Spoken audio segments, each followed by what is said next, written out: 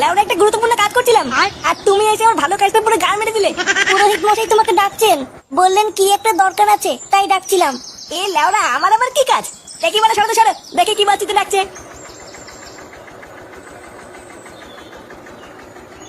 এই লোকটা কখন যে কি করে কিছুই বুঝি না। এ কি তুই বাথরুমে কি করছিলি? কেন বৌদি? চান করছিলাম।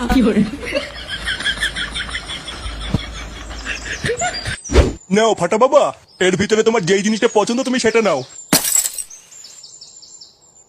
হ্যাঁ, আমার দূরবীন কই? দূরবীন? সেটা আবার কি? হ্যাঁ আমি জানি না, আমার দূরবীন এনে দাও, নাহলে কিন্তু ধপ গুদ মেরে দেবো বলে দিলাম। দাদু দাদু, আমার দূরবীন কই? এই গান মেরেছে, এ তো কলকে চাইছে। তুমি আমার দূরবীন নিয়ে নিতো, আমার দূরবীন না তাড়াতাড়ি, নাহলে কিন্তু গুদ মেরে দেবো বলে দিলাম কান্দির তেলে। এ নান্টু, এ তোমার নাতির কি মুখের ভাষা? আরো কোন দূরবীনের কথা বলছে?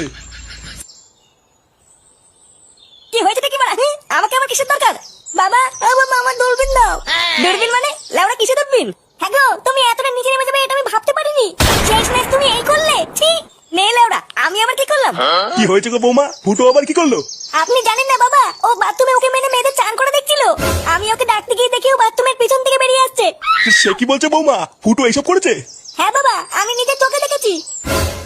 চোরের বাচ্চা, তোর এত বড় সাহস? ইয়ে মানে বাবা, আমি কিছু করিনি, ও মিথ্যে কথা বলছে। কি বলছো? আমি মিথ্যে কথা বলছি? জুতো মেরে তোমার মুখ লম্বা করে দেবে বলে দিলাম। বাঞ্চোর ছেলে, বৌমা মিথ্যে কথা বলছে। সারা পাড়ার লোকের সামনে আমার মান সম্মান সব শেষ করে দিল।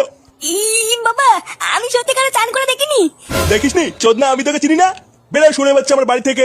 সালা মাগি, তুই আমার নামে মিথ্যে কথা বললি তো? তারা লাউডা, তোর গার ভাঙছি। ছেগো মারি ছেলে, আমার বৌমার উপর গরম দেখানো। বেড়ে শুনে বাচ্চা বাড়ি থেকে।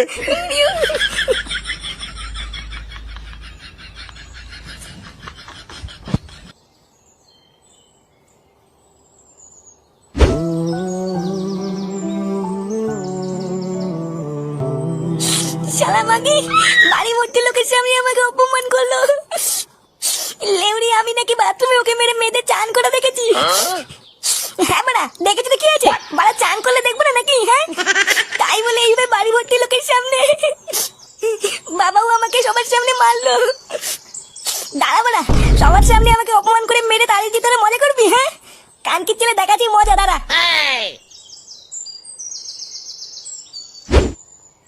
বাবা চলুন কিছু খেয়ে নেবেন। না বৌমা, সারা গ্রামের লোকের সামনে এত অপমানিত হওয়ার পর আমার গলা দিয়ে আর খাবার নামবে না। ফাটাকে খাইয়ে তুমি খেয়ে নাও, যাও। নান্টু বাবু, রান্নাগুলো হেভি হয়েছে বুঝলেন। বহুদিন পর আজকে সেটা ভরে খেলাম। আর মাছের ঝোলটা যা হয়েছে।